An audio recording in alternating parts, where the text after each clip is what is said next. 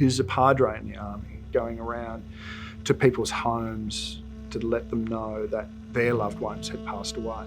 And over a period of years, that left a mark on him. I think, like for both of us, that's a powerful image to create, and then to wash off the molasses and leave that image and leave that moment and leave those thoughts there on the mat in this puddle of molasses is also equally powerful, to be cleansed of that.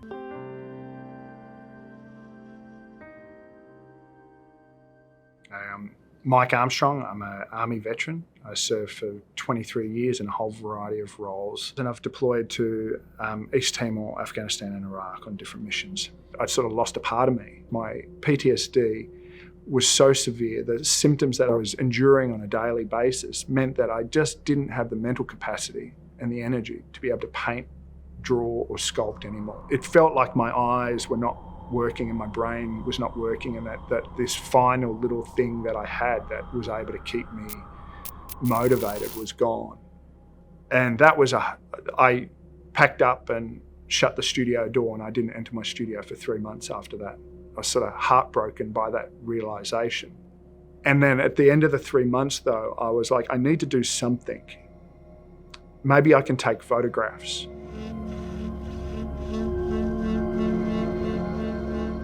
And so they sent me to hospital for an assessment at South Coast, and I did phase 1 PTSD treatment there. During that treatment, I was like, what does this feel like on a daily basis? And I was talking to the other people that I was on course with, and I said, it feels like you're sunk into molasses. This sticky, dark, consuming blackness. I was so captivated by the idea of that metaphor that when I got out, I was talking to some friends, and eventually a friend put their hand up and said, hey, I want to come and do that shoot. I want to do a molasses shoot. And then 1 shoot led to 2 and 2 led to 3. And I had these people reaching out to me and saying, your story resonates, your photos resonate, they've helped me to realize some things, and I'm going to go get help. And this happened so many times that I couldn't ignore it.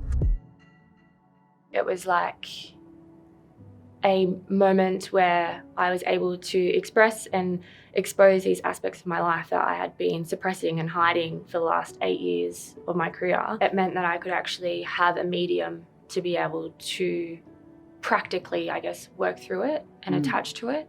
So that's where the molasses was really handy for that. What this project, I think, wants to achieve is also quite modern.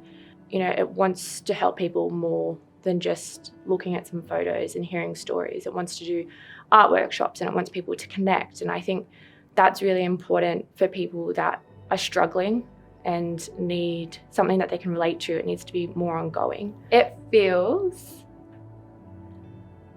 almost, I guess, liberating to see these photos on the wall of myself that, you know, people are going to hear and witness my story.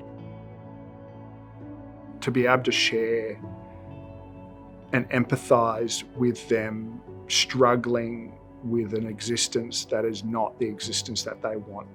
Sharing that commonality is enormously powerful, and listening to them as they tell their story. Even though there are dark images on this wall, really importantly, there's images where these veterans show the washing off of those wounds, of those experiences, of those emotions, and they are cleansed by it through the ritual within the shoot. And they all come away feeling lighter. The body remembers, the body holds on to that. So if you don't express those emotions now, they're going to come back at you, they're going to eat you, they're going to corrode you from inside. So I want you to step up and seek help, have a conversation. They're difficult, but they are worth it, and those individuals are worth it. This exhibition is about hope for the future for these individuals. So for the next 2 years, it's traveling around Australia. It's going to be visiting as many cities and towns as we can in an effort to reach as many people as we can to be able to start those conversations and encourage them to seek help. I will continue to make art, and I will continue to tell stories and help people tell their stories. It's important to me. Like, it's important to me because it's my way of continuing to serve.